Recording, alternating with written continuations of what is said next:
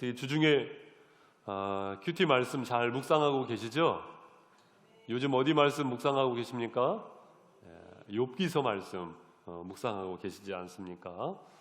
하루 일과 속에서 꼭 성경 읽고 반복해서 읽고 묵상하시고 또한 기도하시고 말씀과 기도의 시간을 꼭 가지시길 바랍니다. 개인 큐티 시간을 꼭 가지십시오. 여러분 식사 거의 끼니 거리지 않으시잖아요. 사람이 떡으로만 살 것이 아니요 하나님의 입으로부터 나오는 모든 말씀으로 살 것이라. 그래서 하나님의 말씀을 날마다 묵상하시기를 바라겠습니다. 욥에게는요 사실 소유가 넉넉했습니다. 동방의 의인이었고요, 하나님 보시기에 정직한 사람이 바로 이 욥이었습니다.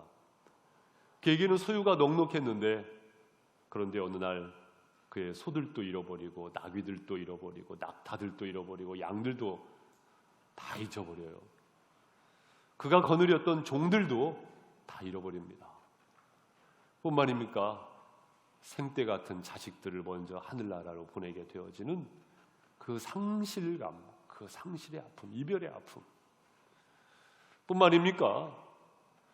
기대고 싶은데 그의 부인마저 하나님 욕하고 죽으라고, 그의 부인이. 그러니까 욥이 뭐라고 합니까? 복을 주신 것도 하나님이 주셨는데 그거 걷어가신 것도 하나님이야. 내가 어떻게 입술로 범죄하겠어? 그러던 욥이 어느 날은요 완전히 바닥을 칩니다. 낙심하고 절망하면서 궁두박질을 치게 되죠. 그리고는 그러한 욥이 출생을 저주하고 죽음을 동경하고 하나님의 섭리까지 사실은 부정하는 고백을 하게 됩니다. 그 절망 섞인 고백을 누가 들어요? 친구들이 듣습니다. 엘리바스, 소발, 빌단, 그 친구들이 듣습니다. 그걸 들은 친구들이 그냥 기도해 줬으면 좋았을 텐데, 그리고 위로해 주었으면 좋았을 텐데, 글쎄요, 도덕책을 들이대는 거예요. 네가 이래야 돼, 네가 이래야 돼, 죄를 져가지고 그래. 그런데 그 말이 욥에게 위로가 됩니까? 안 됩니까? 결코 욥에게 위로가 되지 않습니다. 욥은 너무나도 가슴이 찢어질 듯한 아픔이 있는 거예요. 우리가 욥기서 말씀을 보면서 어떤 감동이 있습니까? 성경은 하나님의 말씀이기 때문에 하나님에 대해서 소개해 주는 책인데요, 저는 그 말씀을 읽고 묵상을 하면서 하나님의 마음이 이런 마음이었겠구나. 왜냐하면 독생자까지 아낌없이 내어주신 하나님 아버지 하나님의 마음이 그러한 마음이구나. 하나님의 마음을 욥기서 말씀을 읽고 묵상을 하면서 더 경험하게 되더라고요. 이 하나님의 마음, 욥기서 말씀과 더불어서 평행을 이루는 하나님의 마음을 소개해주고 있는 본문들이 몇 본문이 있는데, 그 중에 한 본문이 누가복음 15장 말씀이라고 볼 수가 있겠습니다. 하나님의 마음은 어떤 마음일까? 하나님의 마음은 어떤 마음일까? 누가복음 15장 말씀에는 세 가지 비유가 나오죠. 첫 번째 비유는 뭐예요? 100마리 양이 있었는데 한 마리 양을 잃어버렸어요. 그 한 마리의 양을 찾아 나서는 그 마음이 하나님 아버지의 마음이다. 그래서 우리가 여기에 이 자리에 있는 줄을 믿습니다. 아버지 하나님의 마음이라는 말이에요. 또한 한 드라크마를 잃어버렸어요. 그 드라크마를 찾아 헤매요. 여러분, 그 드라크마는요 그냥 드라크마가 아닙니다. 그 동전은요 그냥 동전이 아니에요. 당시의 사람들은 그 동전을 가지고 서로 어떤 의미를 부여를 했는가 보더라고요. 여러분, 종이도요 그냥 A4 용지 한 장하고요, 여러분 연애 편지를 주고받을 때 그 연애 편지하고는요 사실 똑같은 종이지만요 차이가 있는 거거든요. 저도 연애 편지 지금까지 간직하고 있거든요. 그냥 버리는 종이 쪽지하고는 차원이 다르잖아요. 드라크마가 그렇습니다. 그 동전은요, 그냥 동전이 아니고요, 어떤 의미가 있는 그 드라크마인 것이거든요. 그 드라크마이기 때문에 결코 잊어버릴 수가 없는 것입니다. 쓸고 닦고 찾는 가운데 그 드라크마를 결코 찾아내잖아요. 하나님은 찾아내시는 하나님이신 줄 믿습니다. 그리고 함께 읽으신 본문의 말씀, 한 아버지에게 두 아들이 있었는데 둘째 녀석이 글쎄 내 소유 달라는 겁니다. 내 것 달라는 겁니다. 당시에 아버지가 버젓이 살아있는데 내 소유 달라고 한다면 사실은요, 나는 아버지 필요 없어, 내 소유만 필요해, 재산만 필요해, 그 뜻이었거든요. 그리고는 그것을 가지고 나가가지고 처음에는 좋았죠. 그러나 몇 날 며칠 못 가가지고 그것을 다 방탕하면서 잊어버리게 되고 완전히 신세가 전락하게 되는데, 어떤 신세까지 전락하게 됩니까? 돼지를 치는 일을 하게 되지요.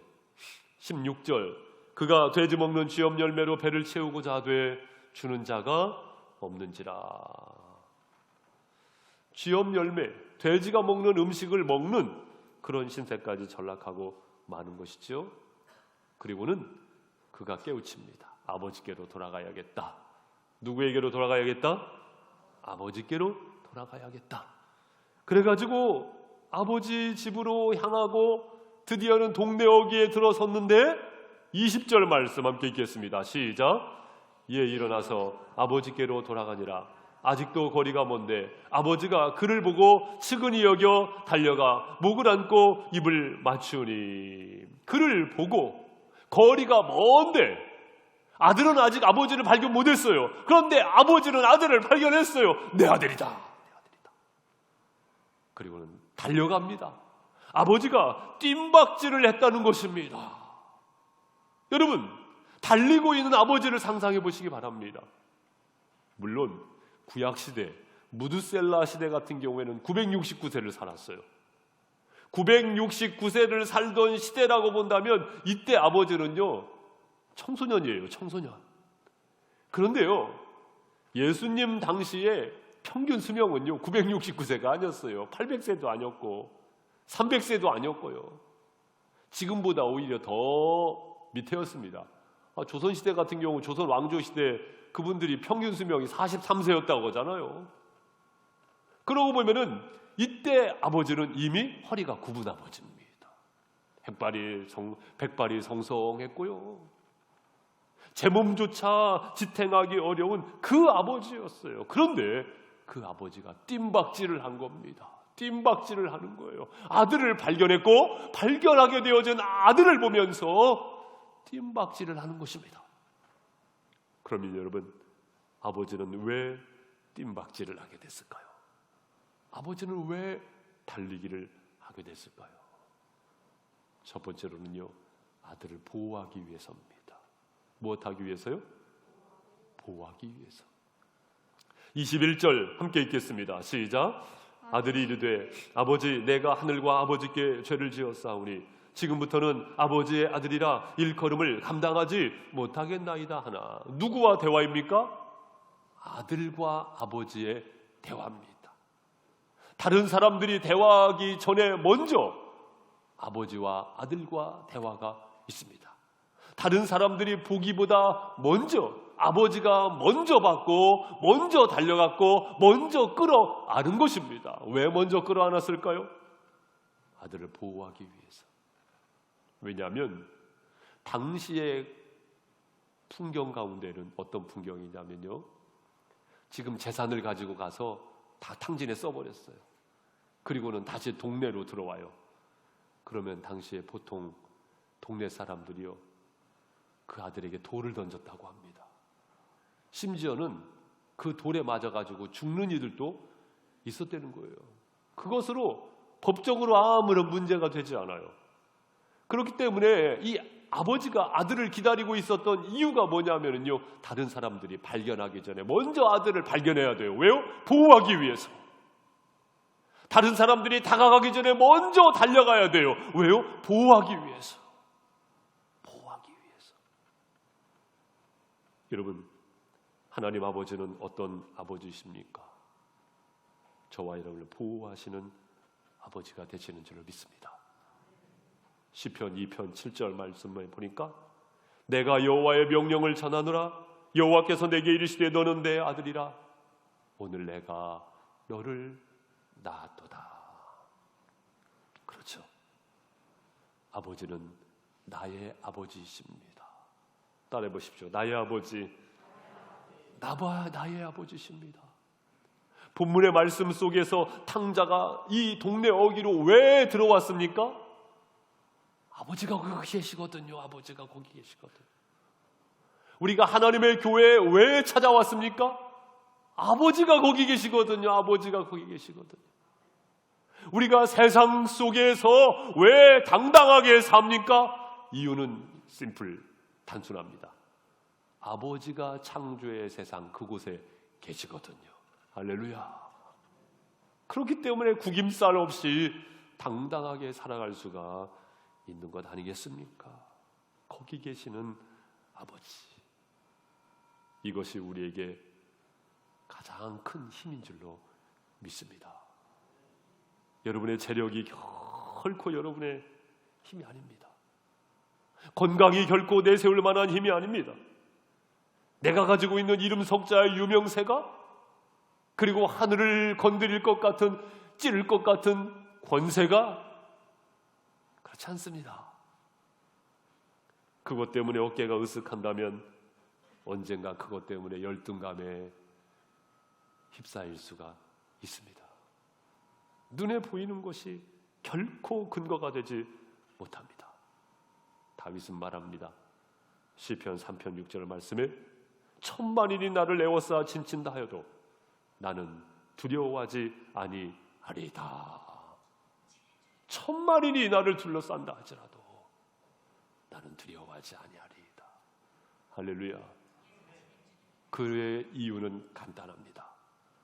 아버지 하나님으로 인하여서, 나를 보호하시는 나의 아버지 하나님으로 인하여서 천만인이 나를 둘러친다 하더라도 나는 두려워하지 아니하리이다. 끄세요. 하나님의 보호하심을 믿으실 수 있기를 바랍니다. 하나님의 보호하심을 믿으실 수 있기를 바랍니다. 하나님은 어떤 하나님이시냐? 보호하시는 하나님. 무엇 때문에 불안해하십니까, 여러분? 그것 때문에 불안해하지 마시고 보호하시는 하나님으로 인하여서 평강을 되찾으시길 바랍니다. 나를 보호하시는 하나님. 두 번째로 22절 말씀으로 가보시면 우리 성도님들 읽어보세요. 시작.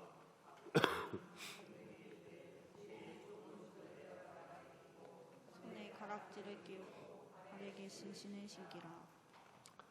아버지는 이야기합니다. 종들에게 말합니다. 제일 좋은 옷을 가져오너라. 그리고는 제일 좋은 옷을 이 아들에게 갈아입히죠. 왜요? 내 새끼니까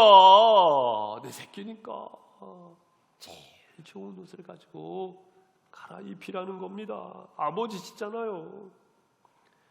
그리고는 가락지를 끼워줍니다. 가락지는 언약을 상징하는 것 아니겠습니까? 다이아몬드면 어떻고 링 반지면 어떻습니까? 이 고백이 중요한 거죠. 할렐루야. 그 마음이 중요한 거죠. 신발을 바꿔 신깁니다. 신분을 말하는 것이 바로 신발이거든요. 소유와 소속을 말하는 것이지. 살찐 송아지를 잡아요. 이 송아지는 얼마나 억울했을까요? 아들 들어왔다고 해서 내 목을 딴다. 이 송아지 얼마나 억울했을까요? 왜 나를 잡고 그래? 그렇지만 이 송아지를 잡아가지고 잔치를 벌이시는 아버지. 중요한 말씀 24절 말씀입니다. 24를 같이 읽습니다. 시작. 이 내 아들은 죽었다가 다시 살아났으며 내가 잃었다가 다시 얻었노라 하니 그들이 즐거워하더라. 그들이 즐거워하더라. 그들이가 누구예요? 아마 그 가정 안에 있었던 식구, 그리고 동네 사람들, 잔칫집에 찾아온 하객들, 그들이 즐거워하더라. 그렇다면 여러분, 그들이 즐거워하더라. 그들이 즐거워하기까지 아버지는 무엇을 이야기합니까? 내 아들은 죽었다 다시 살아났으며 내가 잃었다가 다시 얻었노라 하니, 많은 사람들에게 확증을 시켜주는 것입니다. 무엇에 대한 확증을 시켜준 것입니까? 내 자식이라는 것, 내 자식이라는 것, 그것을 확증을 시켜주는 것입니다. 처음으로 돌아가면 아버지가 왜 뜀박질을 한 겁니까? 그 녀석의 신분을 새롭게 해주시기 위하여, 그 아들의 신분을 새롭게 해주기 위하여. 아버지의 품을 떠났을 때 편안했죠, 자유했죠. 하지만 오래가지 못했죠. 그 모든 것을 잃어버리게 되면서 추락할 때 돼지치는 사람으로. 여러분, 유대 사회에서 돼지는요, 정결한 짐승이 아니에요. 부정한 짐승입니다. 굽이 갈라졌고 되새김질을 하지 않았던 짐승, 부정한 짐승으로. 그리고 또한 돼지가 먹는 쥐엄 열매를 지금으로 말하면은요, 구정물 먹고 살았다는 거예요. 구정물 먹고 살았다는 겁니다. 저도 저희 집에 어렸을 적에 돼지를 키웠었는데, 구정물요, 부엌에서 나온 구정물을 부어주니까 콱콱콱콱콱콱 먹던 장면을 지금도 기억하는데요. 그것 한 그릇 얼어서 먹는 신세, 그것도 먹을 만한, 구정물도 먹을 만한 것이 없었던 그런 상황까지 전락하게 된 것인데, 아, 글쎄, 송아지를 잡아가지고 잔치를 벌여줬으니, 돼지와 송아지 엄청 대조가 되지 않습니까? 송아지는 하나님께 바치는 짐승이었거든요. 그런데 아들을 위해서 송아지를 잡은 겁니다. 신발을 바뀌어시켜주고, 가락지를 끼워주고, 옷을 바꿔 입혀주고. 아버지는 어떤 아버지입니까? 새롭게 하시는 아버지시라는 것입니다. 여러분, 요즘에 다니엘 기도회로 특밤 시간을 함께하고 계시지 않습니까? 강사분들이 매일 다른데, 안재선 목사님의 간증을 여러분 들으셨을 겁니다. 이 안재선 목사님이 어떤 분이냐면, 여러분, 사랑의 원자탄 하면 누구시죠? 손양호 목사님을 기억하실 겁니다. 당시에 공산주의자들의 손에 의해서 손양호 목사님이 두 아들을 잃어버리게 됩니다. 두 아들을 죽인 살인범이 누구냐면 바로 안재선이라는 사람입니다. 그런데 이 안재선이라는 사람이 살인자인데요, 손양호 목사님이 두 아들을 죽인 안재선을요, 양자로 삼잖아요. 아들로 삼잖아요. 그리고는 이 안재선이 나중에 결혼을 해가지고 아들을 낳는데, 그 아들이 누구냐면 안경선이거든요. 그리고는 이 안경선이 나중에 목사가 된 거거든요. 그 안경선 목사님의 간증 들으셨잖아요. 안경선 목사님 그런 간증을 하시더라고요. 자기는 태어나 보니까요, 공산주의자의 아들이었더라는 거예요. 자기는 태어나 보니까 살인자의 아들이었다는 거예요. 여러분, 한번 생각해 보세요. 그런 이 안경선이 어렸을 적에 방황하고 힘겨운 시간을 살았었던 것을 한번 상상해 보십시오. 하지만 여러분, 그리스도인은 이것을 압니다. 시작보다 나중에 더 중요합니다. 할렐루야. 그가 그렇게 태어났지만 그가 하나님 앞에 헌신하면서 하나님의 종으로 쓰임받기까지. 여러분, 간증 들으셨잖아요. 그 안경선 목사님이 어떤 사역을 하시던가요? 손양호 목사님처럼 나병 환자들을 위한 그런 사역과 그런 삶을 살고 있지 않습니까? 여러분, 새롭게 하시는 하나님을 믿으실 수 있기를 바랍니다.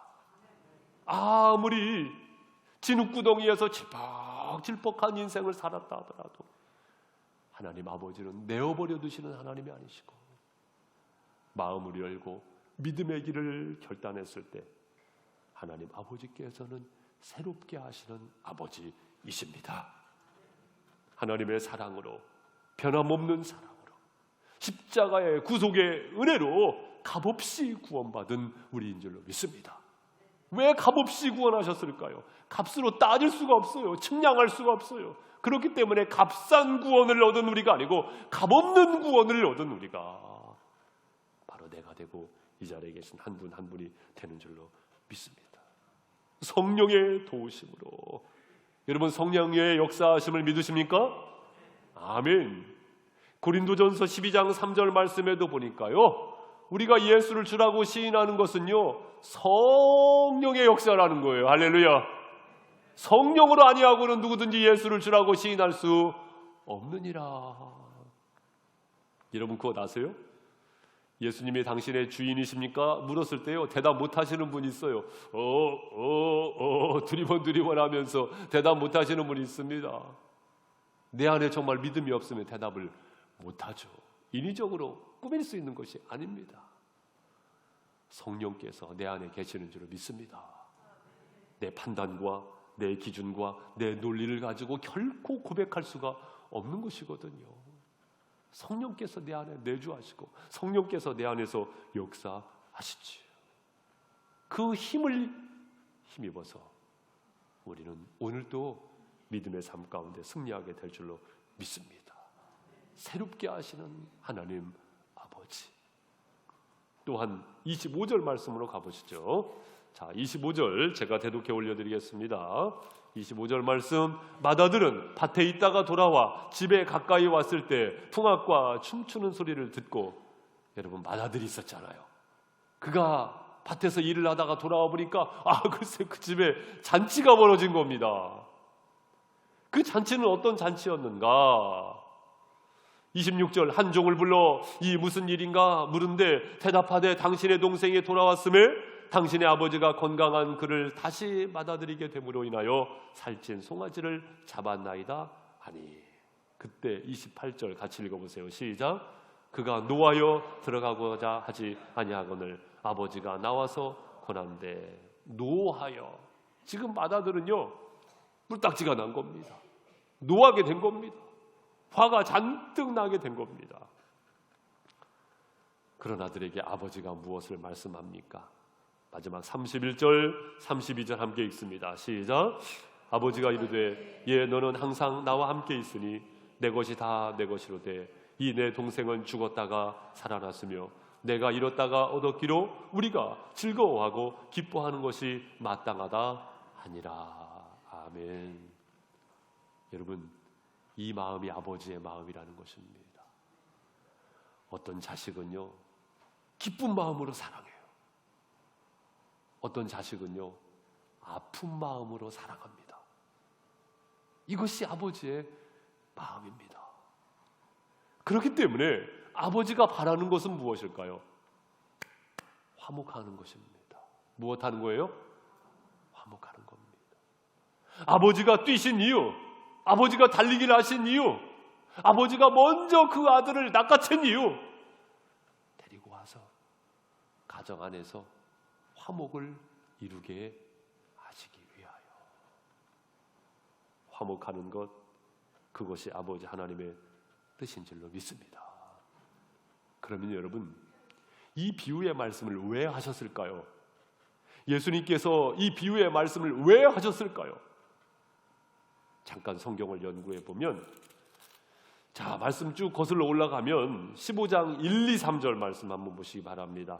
15장 1, 2, 3절 우리 성도님들 읽어보세요. 15장 1, 2, 3절 시작.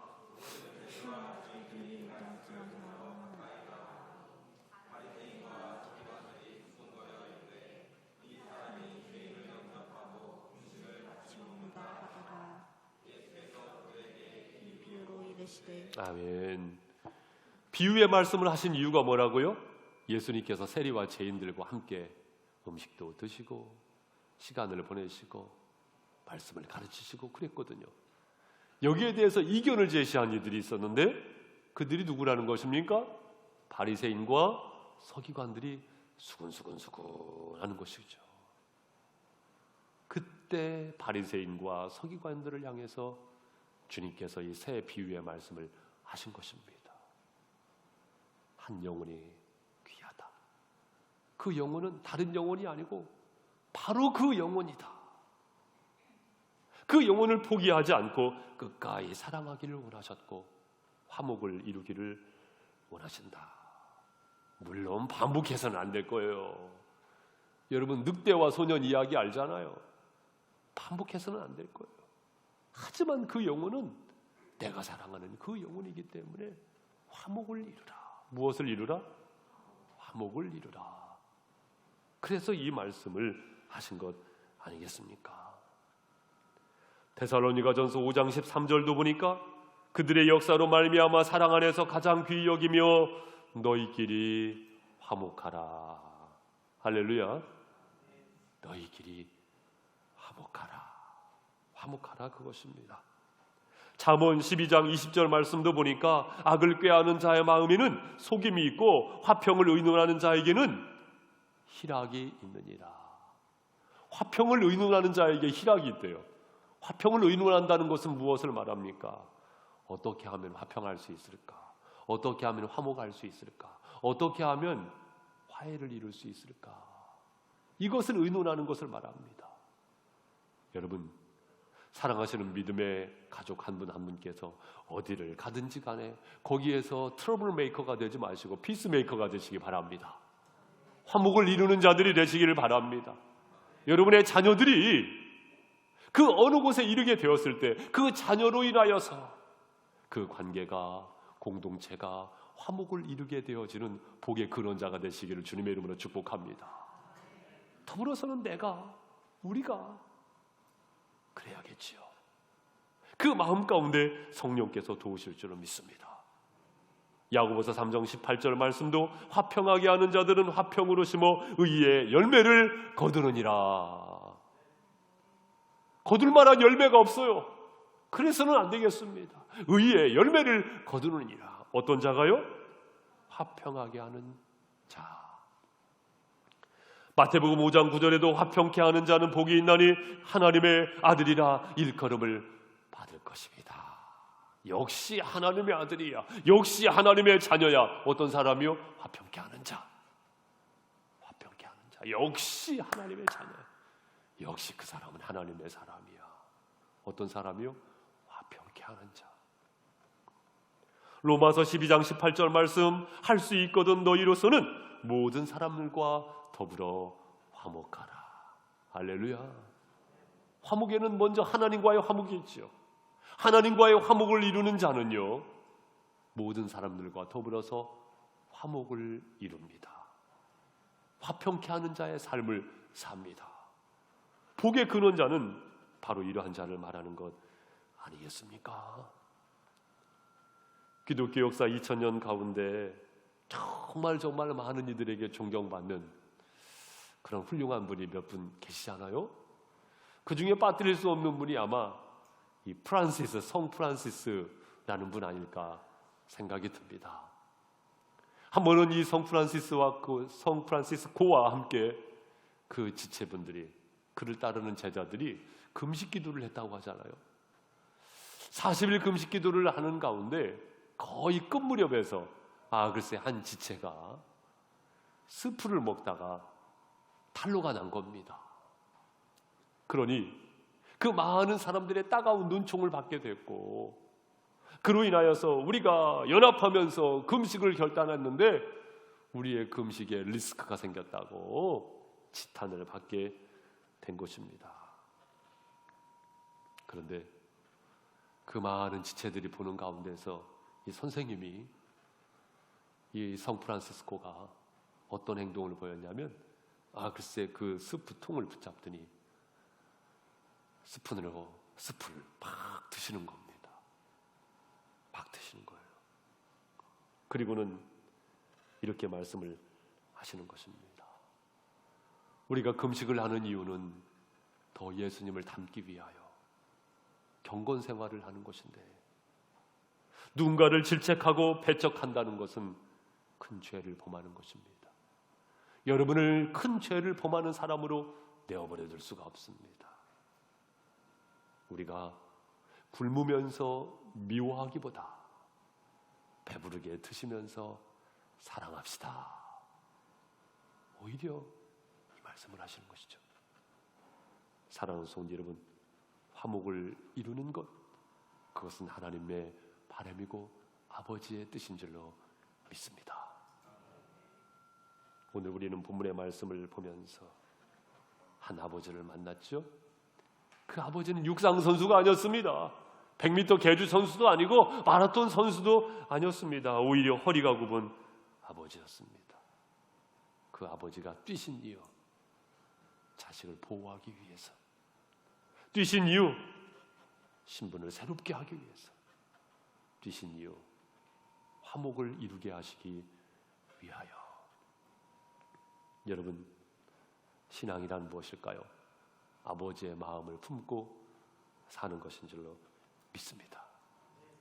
하나님의 보호하심을 받은 우리가 새롭게 되었으니 아버지의 바람을 따라 한 주간의 삶을 열어가는 가운데 화평케 하는 자로서의 믿음의 삶을 여시기를 주님의 이름으로 축복합니다. 기도하시겠습니다.